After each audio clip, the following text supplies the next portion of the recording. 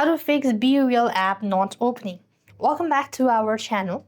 If you're having issue with the BeReal app not opening, you could try a couple of these steps. First of all, you might want to go ahead and check for an update. Open up your respective app store, type in BeReal on the search bar, and here you could simply go ahead and make sure to update the app to your latest version. Exit out, go to settings on your device, locate apps from the list. You want to go ahead and locate BeReal from the list, and you want to go ahead and make sure to clear cache and storage. That can also be able to help you out. And if you're having issue, you might want to check your internet connections as well, or you could also switch between mobile data and Wi-Fi as well at the same time. That can also be able to help you out. If nothing works out, simple reset can help you fix as well. So you could hold on to your side button and then restart your device. That can also be able to help you out.